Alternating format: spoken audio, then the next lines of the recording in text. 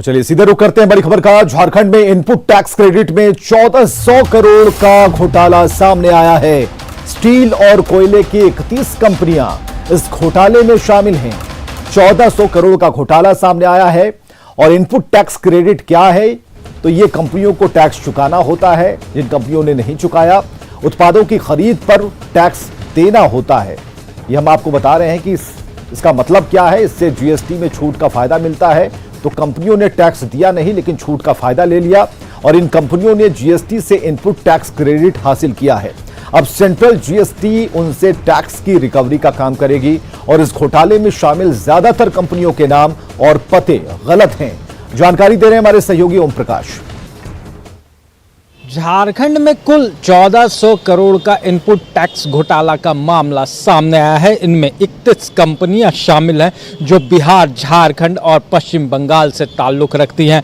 फिलहाल इस मामले को लेकर जांच जारी है। इसमें बताना चाहेंगे कि ज़्यादातर मजदूरों का नामों का इस्तेमाल करके इन कंपनियों द्वारा इनपुट टैक्स की गड़बड़ी की गई है। फिलहाल मामले को लेकर जांच जो है वो जारी है। ज़्यादातर इस मामले में जो स्टील और कोयला कारोबारी जो शामिल हैं उनके फर्जीवाड़े का मामला सामने आया है। फिलहाल 31 कंपनियों में स्टील और कोयला से जुड़े कारोबार दिखाकर राशि हड़पी गई है। इसमें से अधिकतर के बताए गए पते भी गलत पाए गए हैं। तो वहीं अधिकतर कंपनियां जो है वो रांची, जमशेदपुर और धनबाद की है। तो फिलहाल इस मामले को लेकर सेंट्रल जीएसटी जो है मामले की तफ्तीश में जुटी हुई है और उसे जानकारी भी दी गई है। तो फिलहाल अब देखना होगा कि इस मामले को लेकर क्या कुछ निकलकर सामने आता है और किस तरह से इन कंपनियों पर नकेल कसी जाती है ताकि इस तरह के फर्जीवाड़े दोबारा ना हो। रांची से संजीव तिवारी के साथ ओम प्रकाश, न्यूज़ 18।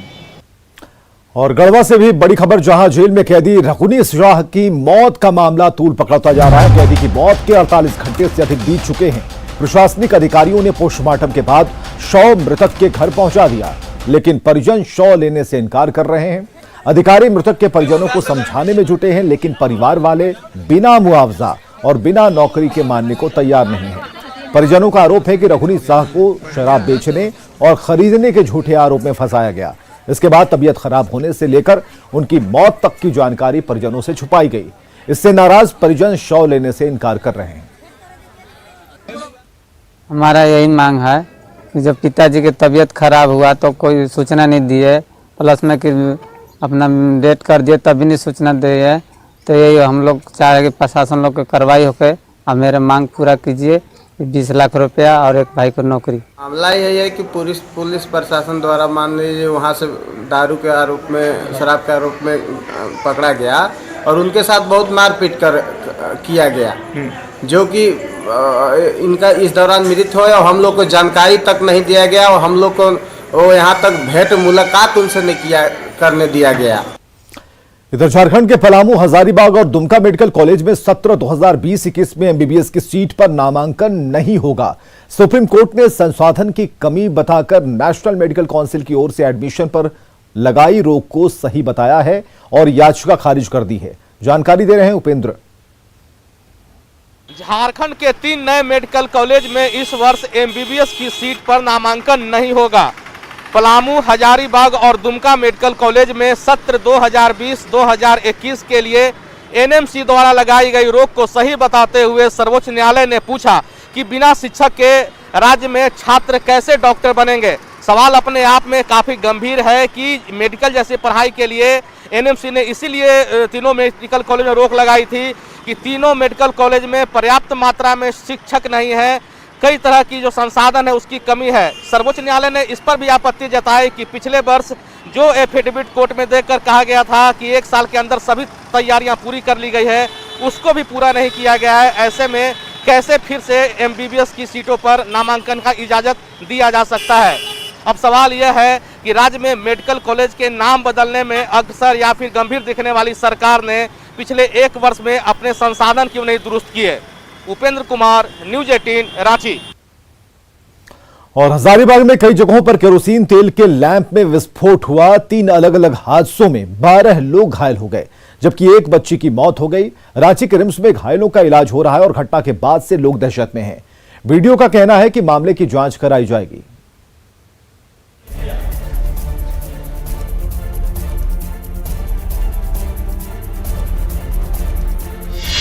तारीख 14 जनवरी 2021, दिन रविवार, जगह हजारीबाग का चुटियारो गांव। शाम का समय था, हर तरफ शांति थी। तभी बिजली चली गई और हर तरफ अंधेरा छा गया।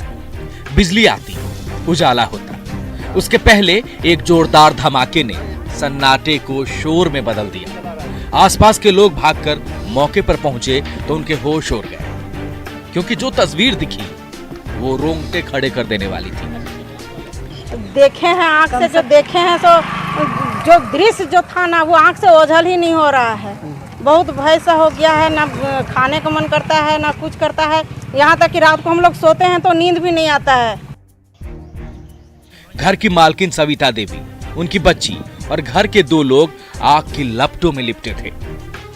गांव वालों ने आनन फानन में सबको अस्पताल पहुंचाया, लेकिन 2 साल की मासूम को बचाया न जा सका।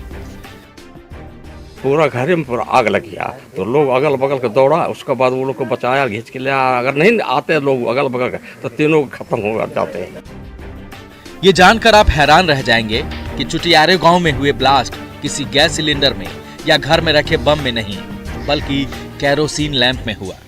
हादसा तब हुआ जब सविता देवी घर में अंजोर करने के लिए कैरोसिन लैंप जला रही थी, लेकिन लैंप में हुए विस्फोट ने उनकी जिंदगी में अंधेरा कर दिया और 2 साल की बेटी काल के गाल में समा गई। वहाँ फिर घर पहुँचे तो वहाँ लोग थे, वहाँ पर भैया सब दीदी थी तो उसको बुता रही थी, तो उसको बुझाई। उसके बाद देखें कि बहुत ज़्यादा जल चुकी थी। फिर उसको सब फिर थोड़ा देर के बाद वहाँ लोग सब जमा हो गए। उसको फिर तुरंत उसको कपड़ा वपड़ा चेंज वगैरह करके गाड़ी बुलाकर उसको हॉस्पिटल ले गए। चुटियारो जैसा ही हादसा अमनारी में हुआ। लैंप में तेल डालते समय विस्फोट हुआ। यही नहीं, जिस गैलन में कैरोसिन रखा था वहां भी विस्फोट हो गया। ब्लास्ट में 4 लोग घायल हो गए, जिसमें 3 की हालत गंभीर है, जिन्हें इलाज के लिए रांची के रिम्स में भर्ती कराया गया है। सुबह उठा, बोरसी जला रहा था, किरासन भूत गया बोरसी, तो किरासन तेल थोड़ा डालने पर बस हड़क गया, धर गया, कपड़ा धर गया।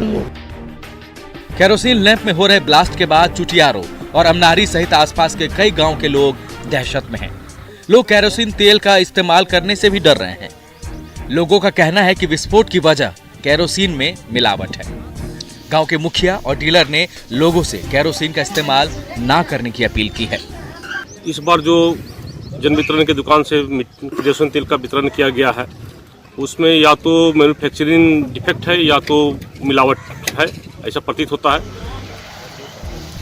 हादसे के बाद सदर प्रखंड के बीडीओ भी मौके पर पहुंचे और जांच का आश्वासन दिया। वो तो जांच के बाद ही पता चल पाएगा कि तेल में कुछ मिलावट है या कुछ और कुछ इसमें केमिकल मिक्स है। जांच के बाद ही पता चलेगा। सर, कितने घर में घटना घटी आपके क्षेत्र में अगर बात की जाए तो? अमनारी गांव में अभी तक हम लोग को 2 घटना पता चल चुका है और यहाँ का भी अभी तक पता चल रहा है।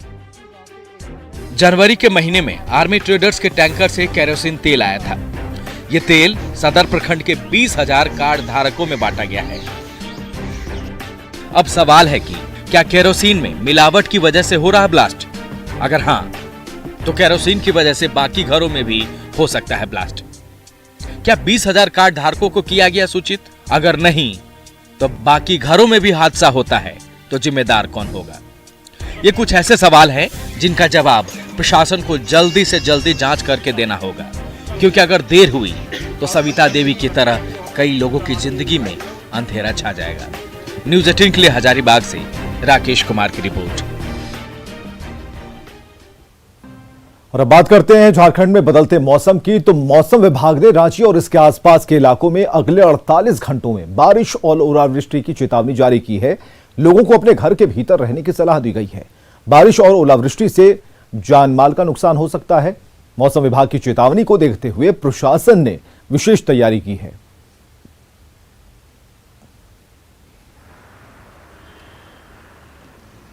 मौसम तो बदला, मौसम सुहावना हो गया है, ठीक है, अच्छा लग रहा है। ठंड एकाएक फिर बढ़ गई है। हाँ, ठंड तो बढ़ी है, ठंड बढ़ी है। अभी तो ठीक लग रहा है, गर्मी के बाद जो है ये ठंड बढ़ा है थोड़ा सा। कि रांची का पहले 3 वेदर्स था, वेदर्स का कोई गारंटी नहीं थी रांची की। आज से 25-30 साल पहले किए हैं। कभी भी बदल सकता है और बसंत ऋतु का आगमन है, इसमें जो भी है सब भगवान की देन है। भगवान के ऊपर है, जिस तरह के जिस रूप में रखे आदमी उसी तरह इंसान। मौसम विभाग ने चेतावनी जारी करते हुए कहा कि अगले 48 घंटों में बारिश के साथ ओलावृष्टि भी हो सकती है। लोगों अपने घर में कैद रहें, घर से बाहर ना निकलें। कारण यह है कि इससे जान माल और फसल की नुकसान हो सकती है। अगले 48 घंटों में बारिश के कारण तापमान में भी गिरावट हो सकती है। कैमरामैन संजीव के साथ निरंजन, न्यूज़ 18 रांची। इधर गुमला के बसिया ब्लॉक मैदान में सामूहिक शादी कार्यक्रम का आयोजन किया गया, जिसमें ऐसे 55 जोड़ों का विवाह हुआ जो गरीबी और अशिक्षा के कारण लंबे समय से लिव इन रिलेशन में रह रहे थे, लेकिन पति पत्नी नहीं बन सके थे। इनमें कई ऐसे जोड़े भी हैं जिनके बेटे बेटियां और पोते पोतियां हैं, लेकिन ये अभी तक अविवाहित थे और लिव इन रिलेशन में रह रहे थे। झारखंड के कई इलाकों में शादी के समय भोज देने की परंपरा है और जो जोड़ा भोज नहीं देता उसकी शादी को सामाजिक मान्यता नहीं मिलती और इसी परंपरा की वजह से कई जोड़ों की शादी नहीं हो पाती और ये लिव इन में रहते हैं। बिना शादी लिव इन में रह रही महिलाओं को ढुकनी यानी कि जबरन घर में घुसने वाली और पुरुष को ढुको यानी कि जबरन घर में घुसने वाला कहा जाता है, जो इनके लिए अपमानजनक है और शादी के बाद ये जोड़े इस अपमान से बच पाएंगे। ये आप अगर देखें, ये सिर्फ सामुदायिक शादी नहीं हो रही है, ये ढुक्कू विमेन का सामुदायिक विवाह हो रहा है। तो ये एक्चुअली गरीबी के भी नीचे के लेयर के लोग हैं, जो आप देखेंगे कि झारखंड का एक जो ग्रामीण एरिया है वो काफ़ी गरीब है, पर ये उन गरीबों से भी गरीब लोग हैं जो अपनी बेटियों की शादी नहीं करवा पा रहे हैं। और साहिबगंज के लिए अच्छी खबर कि अब मशरूम लैब वहां बनेगा। कृषि विज्ञान केंद्र परिसर में लैब लगभग बनकर तैयार है और इसके जरिए मशरूम के बीज का उत्पादन अब संभव हो पाएगा। पहले मशरूम उत्पादन से जुड़े किसान या फिर अन्य लोगों को रांची या फिर भागलपुर से बीज मंगाना होता था। केंद्र के समन्वयक ने बताया कि इससे मशरूम उत्पादक किसानों को अच्छी गुणवत्ता के अलग अलग किस्म के मशरूम मिल पाएंगे और साथ ही मशरूम उत्पादन बढ़ाकर आय को भी बढ़ा सकेंगे। जानकारी दे रहे हैं हमारे सहयोगी निशांत। कृषि विज्ञान केंद्र में जिला प्रशासन के सहायता से मशरूम बीज उत्पादन प्रयोगशाला जो है उसका निर्माण हो रहा है और इसके लिए जो इक्विपमेंट्स की आवश्यकता होती है वो हमारे यहाँ तक आ गया है और 1 सप्ताह के अंदर ये हमारा लैब जो है वो। हम बताएं आपको कि ये कृषि विज्ञान केंद्र का मशरूम प्रोडक्शन यूनिट है और जहां अब नए सिरे से मशरूम उत्पादन करने वाले किसानों के लिए एक खुशखबरी है। एक अच्छी खबर यह है कि यहां पे एक मशरूम लैब की व्यवस्था की गई है और उस मशरूम लैब में जो मशरूम का जो स्पर्म है वो मिलेगा। इसे जो मशरूम का जो प्रोडक्शन है उसमें गुणवत्ता आएगी और मशरूम के तरह तरह का जो किस्म है उसका उत्पादन जो है वो यहाँ के किसान कर सकेंगे। और ये कृषि विज्ञान केंद्र के इस कैंपस में जो है ये मशरूम का प्रोडक्शन यूनिट है और इन मशरूम में गुणवत्ता के बेहतर उत्पादन के लिए कह लें कि जो मशरूम उत्पादन करने वाले किसान हैं उनके लिए लैब की व्यवस्था से उन्हें भागलपुर या रांची की ओर नहीं जाना पड़ता था और ये जो मशरूम का स्पर्म है उसकी नहीं होने की वजह से उन मशरूम उत्पादन करने वाले किसानों को रांची या भागलपुर जाना लाचारी थी। लेकिन अब बहुत जल्द ही कृषि विज्ञान केंद्र के परिसर में अब मशरूम लैब की स्थापना हुई है, जिसे आने वाले समय में अपनी आय को दोगुनी करने वाले किसान के लिए एक राहत की खबर है। जो किसान मशरूम का उत्पादन कर अपनी आय को बेहतर करने की सोच रखते हों वैसे किसानों के लिए ये अच्छी खबर है। निशांत, न्यूज़ 18 साहिबगंज।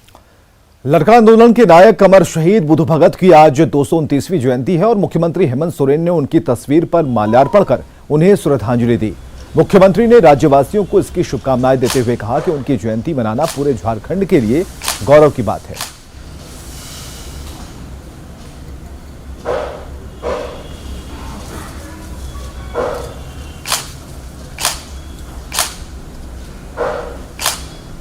वीर शहीद वीर बुद्धू भगत जी का जयंती दिवस है